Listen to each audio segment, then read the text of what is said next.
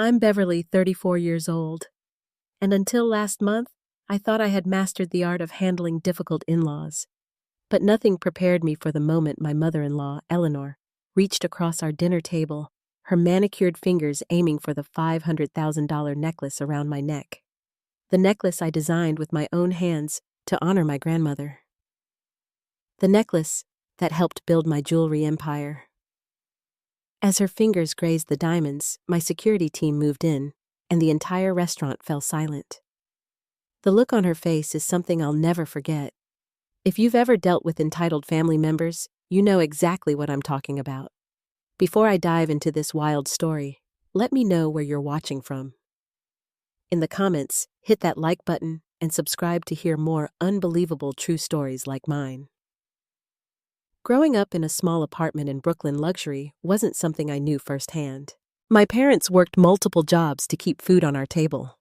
Mom was a nurse who picked up extra night shifts, and Dad taught high school math while driving for a rideshare company on weekends. They instilled in me the values of hard work and determination, always telling me I could achieve anything if I put my mind to it. I discovered my passion for jewelry design in a community college class I took while working at a local coffee shop. Something about transforming raw materials into beautiful pieces that could bring joy and confidence to the wearer captivated me. I would spend hours after my shifts sketching designs and learning everything I could about gemstones and metalwork. After graduating with my associate degree, I took a huge risk and used my small savings to buy basic tools and materials. I started creating simple pieces at my kitchen table, selling them at weekend markets and through social media. The response was better than I ever expected. People connected with my designs and the stories behind them. Each piece I created had meaning. I wasn't interested in making generic mass-produced jewelry. I wanted my customers to feel something special when they wore my creations. This philosophy became the foundation of my brand, which I named Beverly's Legacy, in honor of the journey I was on. 5 years of hustle, countless sleepless nights, and several business loans later, I opened my first small storefront in Manhattan. The day I put up the sign with my name on it was one of the proudest moments of my life. I remember calling my parents, both of us crying happy tears over the phone. But the real turning point in my career came when I created what would become known as the Ruth necklace. My grandmother Ruth passed away that year. She had been my biggest cheerleader, always believing in me, even when I doubted myself. She didn't have much in terms of material possessions, but she had given me her wedding ring before she died, asking me to make something beautiful with it. I spent months designing a necklace that would honor her memory. I incorporated her small diamond into a larger piece surrounding it with sapphires that matched her eyes, and adding delicate gold work inspired by the lace on her wedding dress. The result was breathtaking. A cascading waterfall of diamonds and sapphires with my grandmother's stone as the centerpiece. I never intended to sell it. It was my tribute to her, something personal I would keep and perhaps pass down to my own children someday.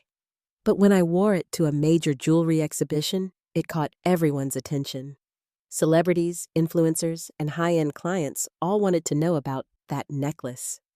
Magazines featured it, and suddenly my small business was thrust into the spotlight. Rather than selling the original, I created a limited collection inspired by it. Each piece was custom-made with similar elements, but personalized for the client.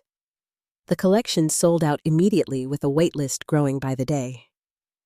At 31, I found myself at the helm of a rapidly expanding luxury jewelry brand. That's when I met Warren Wright at a charity gala in Manhattan. He was handsome, intelligent, and refreshingly down-to-earth, despite coming from old money. When he approached me to compliment my necklace rather than my appearance, I knew he was different from the other men I'd met in social circles. Warren worked as a corporate attorney, but had a genuine passion for the arts. He understood my creative process and respected my dedication to my business. Our relationship progressed naturally, and within a year, we were engaged. Throughout our courtship, Warren had mentioned his mother was traditional and particular about certain things, but I didn't think much of it. I was so in love with him and excited about our future together that I brushed off any concerns. After all, I had built a successful business from nothing. Surely I could handle one potentially difficult mother-in-law. What I didn't realize was that wearing my signature necklace would eventually trigger a confrontation that would test not only my relationship with Warren, but my own sense of self-worth and boundaries.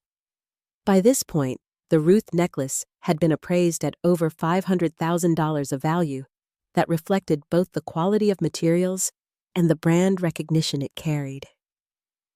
But to me, its true worth was immeasurable. It represented my grandmother's love, my journey from poverty to success, and the legacy I was building. I had started traveling with a small security team about a year before meeting Warren. After a close call with a snatch and grab theft at a trade show in Paris, my business partners insisted on it. Initially, I felt uncomfortable with the idea. It seemed so extravagant, but as my profile rose and the value of the jewelry I wore and transported increased, I came to appreciate their presence. Calvin and Sandra became more than security personnel. They were trusted friends who understood the delicate balance of staying vigilant while remaining unobtrusive. They knew when to blend into the background and when to make their presence known. The night of that fateful dinner with Eleanor, I debated whether to wear the Ruth necklace. Something told me it might be better to keep things low-key for this particular family gathering. But in the end, I decided to wear it. After all, it was part of who I was, part of my story. I had no idea that decision would set in motion a series of events that would change everything. I first met Eleanor Wright 3 years ago, 2 months after Warren proposed. He suggested a weekend visit to his parents' estate in Connecticut, describing it as a casual get-together to celebrate our engagement. What he failed to mention was that his family's idea of casual involved crystal stemware silver place settings and a staff of 5 serving dinner. The Wright family estate sprawled across 30 acres of manicured grounds with a view of the Long Island Sound. The main house was a colonial revival built in the 1920s, filled with antiques and family portraits dating back generations. Walking through the front door felt like entering a museum where I might break something valuable with every step. Eleanor greeted me with a practiced smile that didn't quite reach her eyes. "So, this is the jewelry designer Warren has been so enchanted by," she said, giving me a once-over that made me acutely aware of my off-the-rack dress. "How creative of you to wear so many accessories at once." I was wearing just 3 pieces: my engagement ring, a simple gold bracelet, and small pearl earrings. Hardly excessive by any standard, but I quickly learned that in Eleanor's world, understatement was the hallmark of real class. "Mother collects Georgian and Victorian jewelry," Warren explained later, as if this somehow contextualized her comment. "She has very specific ideas about how certain pieces should be worn." That first weekend set the tone for our relationship. Eleanor was never openly hostile. That would be too direct for her refined sensibilities.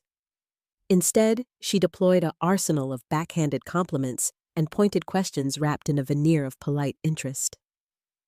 "Your business must keep you so busy. I imagine it's difficult to find time for community involvement," she remarked over tea, ignoring the fact that I sat on the board of 2 nonprofits. "How interesting that you design for celebrities. I've always found that true quality rarely seeks the spotlight," she commented while showing me her collection of heirloom jewelry, all safely tucked away in the family vault. A literal bank-style vault installed in the basement of their home. The vault became a recurring theme in our interactions. Eleanor spoke of it with reverence as if it were a family member rather than a storage facility. "The Wright family has preserved our treasures for generations," she would say. "Each piece tells a story of our legacy." Warren existed in a constant state of mediation between us. He clearly loved his mother, but was frustrated by her inability to accept me completely. "She'll come around," he assured me repeatedly. "She just needs time to adjust to the idea that the family is changing." I tried everything to win her approval. I listened to her stories about Wright family history, expressed appropriate admiration for her collections, and even commissioned a custom brooch for her birthday that incorporated design elements from the family crest. She accepted it with a tight smile and promptly stored it in the vault, where, as she put it, it would be safe from everyday wear and tear. By our second year of marriage, I had accepted that Eleanor and I would never be close, but I hoped we could maintain a civil relationship for Warren's sake. We settled into a routine of monthly dinners and holiday gatherings where we exchanged pleasantries and carefully avoided any topics that might lead to tension. Then came the invitation to celebrate Harold and Eleanor's 40th wedding anniversary at Belvedere, one of the most exclusive restaurants in the city. Warren was excited about the opportunity for a fresh start with his parents. "Mother specifically requested that we join them," he said, as if this were a rare honor rather than a family obligation. I had my doubts. Eleanor rarely did anything without calculation, and the sudden warmth of the invitation made me suspicious. Still, I wanted to support Warren, who genuinely hoped for reconciliation between the women in his life. "Should I wear something specific?" I asked, already anticipating Eleanor's critical eye. "Just be yourself," Warren said, kissing my forehead. "That's who I fell in love with." The night of the dinner, I chose a simple black dress that Eleanor couldn't possibly find fault with. As for jewelry, I hesitated before my safe. The Ruth necklace was my signature piece, part of my professional identity. Wearing it wasn't about flaunting wealth. It was about honoring my grandmother and representing my brand. After a moment's reflection, I decided to wear it. I had spent too much time trying to make myself smaller to accommodate Eleanor's expectations. This dinner would be different. I would come as my authentic self, successful business owner, and all. As we got ready to leave, I texted Calvin and Sandra asking them to meet us at the restaurant. Warren raised an eyebrow. "Just a precaution," I explained. "The necklace attracts attention." He seemed about to say something, but then nodded. "Whatever makes you comfortable." What I didn't tell him was that my instincts were screaming that tonight would be different. Something in Eleanor's voice during our last phone call had set off warning bells. I hoped I was overreacting, but as events would prove, my intuition was right on target. Belvedere occupied the top floor of a historic building in downtown Manhattan, offering panoramic views of the city skyline through floor-to-ceiling windows. Crystal chandeliers cast a warm glow over white-clothed tables spaced far enough apart to ensure privacy for the elite clientele it served. Calvin and Sandra arrived 15 minutes before us, as was our standard procedure. By the time Warren and I entered, they had already positioned themselves.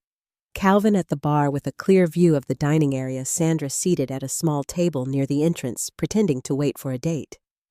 Both nodded subtly as we passed. The maitre d' led us to a corner table where Eleanor and Harold were already seated, along with Warren's younger brother, Roger. Eleanor wore a black Chanel suit with a single strand of pearls, the epitome of understated luxury.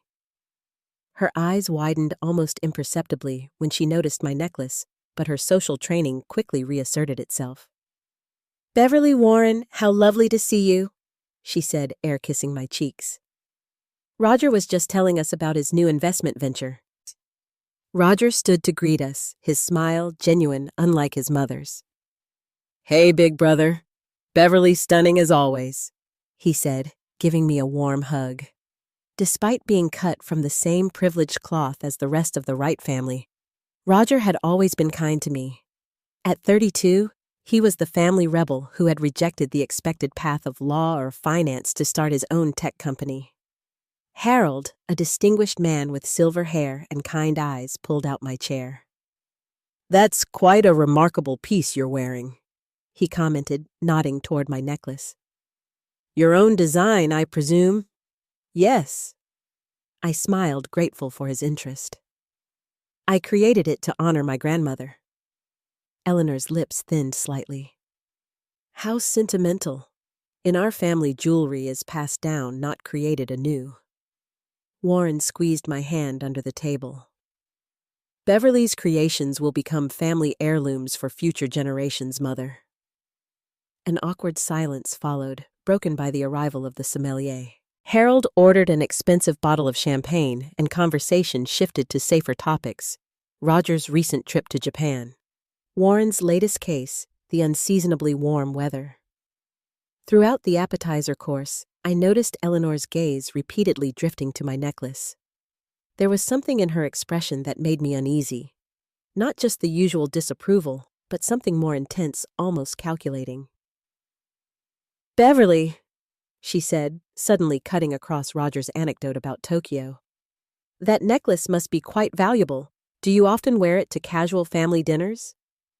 Warren tensed beside me. "Mother, this is hardly a casual dinner. We're at Belvedere celebrating your anniversary." "Of course, dear," Eleanor replied smoothly. "I merely wondered about the security considerations. Such a piece must attract unwanted attention." "I take appropriate precautions," I said neutrally, not mentioning Calvin and Sandra's presence. "Like the right sapphires," Harold interjected, clearly trying to diffuse tension. "Eleanor rarely wears them in public anymore." Eleanor's expression softened at the mention of the family jewels. "The right sapphires have been in the family for 6 generations. They're kept in our vault for safekeeping, along with the other significant pieces." "The famous vault," Roger muttered under his breath, earning a sharp look from his mother. "Perhaps Beverly would like to see them someday," Harold suggested. Given her professional interest in fine jewelry, Eleanor's smile tightened. "Perhaps, though I'm not sure Beverly appreciates the historical significance of such pieces. Her designs are so contemporary." I excused myself to use the restroom, needing a moment away from Eleanor's subtle barbs. As I walked across the restaurant, I caught Sandra's eye, and she followed discreetly, waiting outside, while I composed myself in front of the mirror. "Everything okay?" she asked when I emerged. "Just family tension," I replied. "Nothing unusual?" "Your mother-in-law keeps staring at your necklace," Sandra observed. "Want me to move closer to your table?" I hesitated. "Let's wait. I'm probably overreacting." But returning to the table, I found Eleanor in mid-conversation with Harold, their heads close together.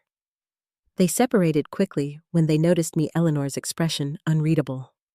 The main course arrived, perfectly seared scallops that I could barely taste as the atmosphere grew increasingly strained. Eleanor launched into a story about a distant cousin who had married outside the family circle and subsequently lost access to certain family heirlooms. "Georgina's husband was from New Money, you see," she explained, her eyes flicking meaningfully toward me. "They simply didn't understand the responsibility that comes with preserving historical treasures. Within 5 years, she had sold her grandmother's emerald earrings to fund his business venture, which went on to become one of the largest tech companies in the country," Roger pointed out. "Those earrings turned out to be a pretty good investment." "That's not the point," Eleanor snapped. "Some things are beyond monetary value. They represent our heritage, our legacy." Warren set down his fork with more force than necessary. "Beverly understands the sentimental value of jewelry better than most, Mother. Her entire business is built around creating meaningful pieces." "Creating, yes," Eleanor said dismissively. "But preservation is another matter entirely. I wonder, Beverly, do you have proper insurance for that necklace? So many terrible things can happen to valuable items when they're not properly secured." The comment hung in the air like a threat. I felt a chill run down my spine, but maintained my composure. "My business has comprehensive insurance coverage for all our significant pieces, including this one." "Still," Eleanor persisted, "nothing compares to the security of a proper vault. Don't you agree, Harold?" Harold looked uncomfortable. "Eleanor, perhaps this isn't the appropriate venue for this discussion." But Eleanor was now fully focused on my necklace, her earlier pretense of politeness slipping. I'd love to examine it more closely. The craftsmanship, I mean. May I? I'd rather not remove it during dinner, I replied carefully. Just a closer look. She insisted, her voice taking on an edge I'd never heard before. Surely you don't mind sharing your work with family? Warren intervened. Mother Beverly said no. Please respect that. Eleanor's face flushed. I'm simply showing interest in your wife's profession, Warren. There's no need to be defensive. It's not defensiveness, Warren countered, his voice rising slightly. It's about respecting boundaries. Diners at nearby tables glanced our way. Roger shifted uncomfortably in his seat while Harold placed a restraining hand on Eleanor's arm. Eleanor, this is not the time, he murmured. She shook him off. When is the time, Harold? When more family treasures disappear into strangers' hands. When our legacy is diluted because our son married someone who doesn't understand our traditions. The restaurant seemed to grow quieter, or perhaps I was just more aware of the attention we were attracting. I saw Calvin straighten at the bar, his posture alert. Sandra had moved to a table closer to ours, her casual pose belied by the tension in her shoulders. The dessert arrived, an elaborate chocolate creation that no one touched as the atmosphere grew unbearably tense. Eleanor stared at my necklace with an intensity that made me want to cover it with my hand. New money never truly appreciates fine things, she said, her voice carrying in the hushed restaurant. They wear them like trophies rather than treating them with the reverence they deserve. Warren started to respond, but before he could form the words, everything changed in an instant. No one expected Eleanor to move so quickly. One moment, she was sitting across from me. The next, she had risen and circled the table with surprising agility for a woman in her 60s. Before I could react, she was beside me, her fingers reaching for my neck. These belong in our family vault, she declared, touching the central diamond, my grandmother's diamond, with possessive familiarity, not paraded around like costume jewelry. I froze in shock, unable to process what was happening. The cool pressure of her fingers against my throat paralyzed me. This wasn't just about jewelry anymore. It was a violation and assertion of ownership, not just over the necklace, but over me. Then everything happened at once. Calvin appeared as if from nowhere, his tall frame suddenly between Eleanor and me. Sandra materialized on my other side, her hand gently but firmly removing Eleanor's fingers from my necklace. Ma'am, please step back, Calvin said, his voice quiet but authoritative. You don't have permission to touch Ms. Wright's personal property. The entire restaurant fell silent. Forks paused midway to mouths. Conversations halted mid-sentence. All eyes turned to our table where Eleanor stood with her hand suspended in air, her face draining of color as she realized what she had done, and in such a public setting. How dare you? She whispered, but the force had gone from her voice. Do you know who I am? Yes, ma'am, Sandra replied evenly. You're Mrs. Wright, and this is Mrs. Wright as well. She nodded toward me. And she has not given you permission to touch her necklace. Warren was on his feet now, his expression a mixture of shock and fury I had never seen before. Mother, what the hell are you doing? Eleanor turned to him, clearly expecting support, but found none. Warren, this woman has brought security to a family dinner. Security, as if we were common thieves. Given what just happened, it seems Beverly had good reason, Roger interjected, surprising everyone. Harold stood and placed his hands on Eleanor's shoulders. Eleanor, that's enough. You've gone too far. Me too far, Eleanor's voice rose hysterically. That necklace should be in our family vault. It's worth a fortune, and she parades around with it like it's nothing. It's not yours to take, Warren said, his voice low and dangerous. It never was. Beverly designed it. It contains her grandmother's diamond. It has nothing to do with the Wright family. The restaurant manager approached our table, his expression professional but concerned. "Is everything all right here? Should I call someone?" Eleanor seemed to suddenly register the public nature of her meltdown. Her aristocratic training reasserted itself, and she straightened her spine. "That won't be necessary. A simple misunderstanding." "A misunderstanding?" I found my voice at last, standing to face her directly. "You tried to take my necklace off my body. You said it belongs in your vault. What part of that is a misunderstanding?" Eleanor's face hardened. "You wouldn't understand. You're not a right. You don't know what it means to preserve a legacy." "I understand perfectly," I replied, my voice steady despite my racing heart. "You believe your family name gives you the right to take what isn't yours. That's not preserving a legacy, Eleanor. That's entitlement." The word hung in the air between us. Eleanor flinched as if I'd slapped her. "I think we should leave," Harold said quietly, taking Eleanor's arm. "We'll discuss this at home." "I'm not going anywhere until she apologizes," Eleanor insisted, but her voice had lost its conviction.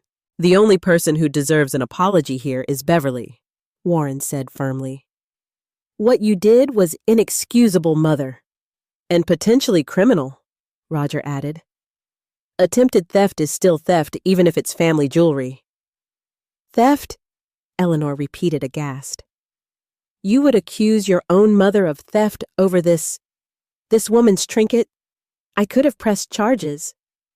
Part of me wanted to, if only to teach Eleanor that actions have consequences regardless of social standing.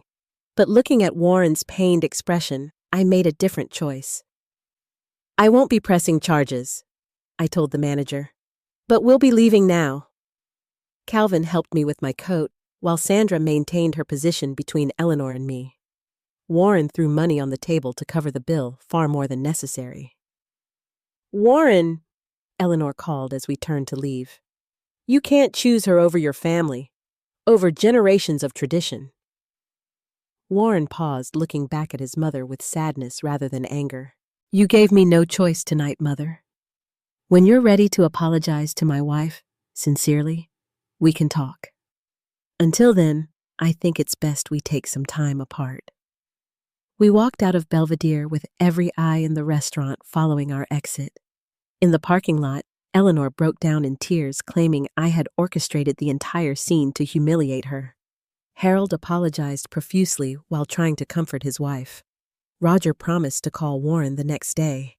As Calvin drove us home, Warren sat beside me in silence, holding my hand so tightly it almost hurt. Neither of us knew what to say. The family he loved had been irreparably changed, and we both knew there was no going back to the way things were before. The drive home that night was excruciating. Warren stared out the window, his profile rigid with tension. I could almost see him replaying the scene in his mind, trying to make sense of his mother's actions. "I'm so sorry," he finally said as we pulled into our driveway. "I never thought. I knew she could be difficult, but this." "It's not your fault," I said automatically, though part of me wondered if he should have seen this coming. Had he been willfully blind to his mother's escalating behavior? "It is my fault," he insisted, turning to face me. "I should have set clearer boundaries years ago. I kept making excuses for her, hoping she'd eventually accept you. I failed you, Beverly." The raw pain in his voice made my own anger recede. This wasn't just about me. Warren had just witnessed his mother attempt to steal from his wife in public. His entire understanding of his family had been shattered in an instant. Inside our apartment, neither of us could sleep. Warren paced the living room, making calls. First to Roger, then to a family friend who was a therapist seeking guidance on how to handle the situation. I sat on our couch, still wearing my dress from dinner, the Ruth necklace heavy around my neck. Around midnight, Warren's phone rang. It was Harold calling to apologize again and to inform us that Eleanor was resting after taking a sedative. "She's not herself," he insisted.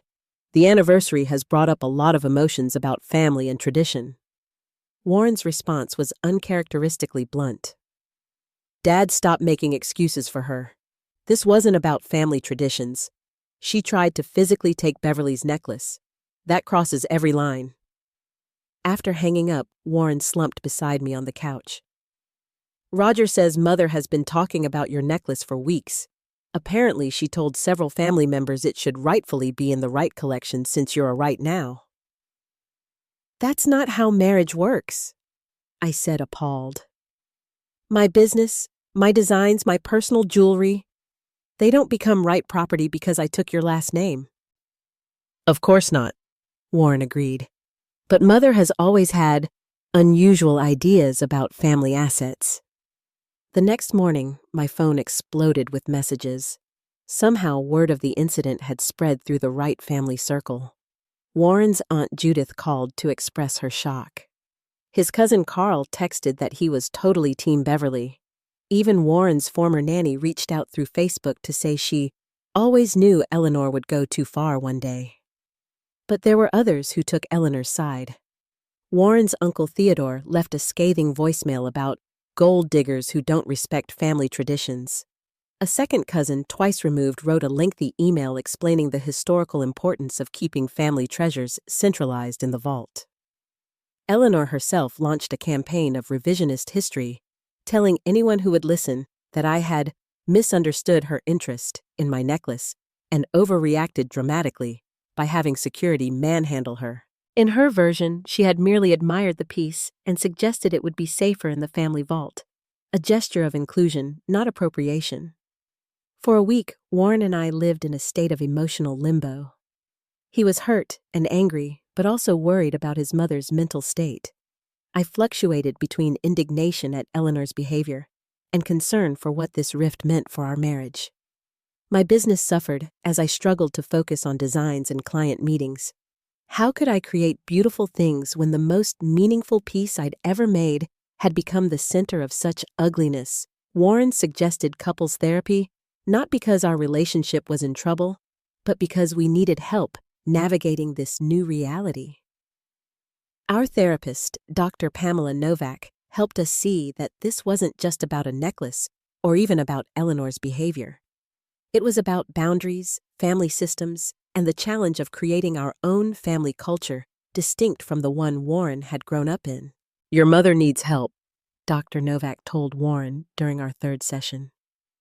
Her attachment to material possessions as the embodiment of family connections suggests deeper issues that should be addressed professionally. Warren nodded sadly. I've suggested therapy to my father, but Mother refuses. She doesn't believe she did anything wrong. Meanwhile, the story took another turn when Roger discovered old family letters in the attic of the Connecticut house. He called Warren late one night, his voice excited. You won't believe what I found, he said. Letters from grandmother Patricia to grandfather James complaining about how Eleanor had taken her diamond bracelet without permission and insisted it belonged in the vault. This was back in 1983, just after they got married. So Mother has a history of this behavior, Warren said, rubbing his temples. Not just with the bracelet, Roger continued. There are at least 3 other incidents mentioned. A pair of cufflinks that belonged to Uncle Leonard, a pearl brooch that was a gift to our great-aunt Janet, even Dad's mother's silver compact. Mother took them all, claiming they needed to be properly preserved in the vault. This revelation shifted something in Warren. The next day, he drove to Connecticut alone to confront his parents. He returned hours later, emotionally exhausted but resolute. I told them I love them, but cannot accept Mother's behavior, he reported. I made it clear that no relationship with me is possible until she acknowledges what she did and apologizes to you sincerely. How did she respond? I asked, already guessing the answer. She cried, said I was choosing an outsider over blood. Dad tried to mediate, suggesting we all just move forward, but I stood my ground. I placed the Ruth necklace in our home safe that night, not because I was afraid of wearing it, but because I needed time to reclaim its meaning. What had begun as a tribute to my grandmother had become tangled in family drama and ugliness. I needed to find my way back to its original significance. As weeks turned into months, Warren and I rebuilt our sense of security and partnership. We established new traditions of our own, spent holidays with friends rather than family, and focused on strengthening our relationship independent of the right family dynamics. The necklace remained in our safe, waiting for the day when I could wear it again, without the shadow of that night at Belvedere hanging over it. 6 months after the incident at Belvedere, Warren and I had established a new normal. We had limited contact with his parents, mainly brief civil phone calls with Harold. Eleanor still refused to acknowledge any wrongdoing, maintaining that she had been misunderstood and unfairly portrayed as a villain. Warren had been seeing a therapist individually to work through his complicated feelings about his family. The process was painful but necessary as he came to recognize patterns of manipulation and entitlement that had been normalized throughout his childhood. "I keep thinking about all the times I dismissed your discomfort with Mother's behavior," he confessed one evening. "I was so used to her ways that I couldn't see how inappropriate they were." Our own relationship had grown stronger through the adversity. We communicated more openly, established clearer boundaries with others, and developed a deeper appreciation for the family we were creating together. The turning point came unexpectedly through Roger. He had maintained relationships with both sides, visiting his parents regularly while staying close to Warren and me. During one such visit to Connecticut, Eleanor had apparently experienced something of a breakthrough. She was going through old photo albums, Roger reported by phone, and found pictures from her own wedding. She got emotional talking about how her mother-in-law had tried to dictate every aspect of the ceremony and reception. She actually said, "I swore I would never be that kind of mother-in-law, and look what I've become." While not a full admission of guilt, it was the first crack in Eleanor's wall of denial. Warren suggested a mediated family meeting with a professional present, not to immediately restore relations, but to begin a conversation about healthier family dynamics. To our surprise, Eleanor agreed. Dr. Viola Matthews, a family therapist recommended by Dr. Novak, offered her office as neutral territory for this difficult conversation. The meeting was tense but productive. Eleanor entered defensive and stiff, avoiding eye contact with me. Harold looked nervous, Roger supportive, and Warren determined. Dr. Matthews established ground rules that included no interrupting and using I statements rather than accusations. Eleanor spoke first, her voice tight with suppressed emotion. "I feel that my intentions have been misrepresented. The right family has always preserved important pieces in our vault. I simply wanted to include Beverly's necklace in that tradition." "By physically taking it from around her neck in a public restaurant." Warren countered, his tone controlled but firm. Eleanor flinched. "I may have been overzealous in my approach." "Mother," Roger interjected gently, "you said yourself that you've become the kind of mother-in-law you never wanted to be. Can you tell Beverly what you meant by that?" For a moment, I thought Eleanor would refuse. Her fingers twisted the handle of her designer handbag, knuckles white with tension. Then, to everyone's surprise, her composure cracked. "My mother-in-law, Patricia, made me feel like an outsider for years," she admitted, her voice barely audible. "Nothing I did was right. My background wasn't prestigious enough. My taste wasn't refined enough. The only time she showed any approval was when I embraced the right family traditions without question." She looked up, meeting my eyes directly for perhaps the first time. "I swore I would never make anyone feel that way. And yet, here we are." It wasn't a full apology, but it was an acknowledgement of the dynamic at play, something I hadn't expected from Eleanor. The vault became my way of belonging, she continued. Each piece I added made me more of a right. When Warren married you, someone so different from our circle, someone who created rather than preserved, I felt threatened. Your success, your confidence, your necklace, they all highlighted my own insecurities.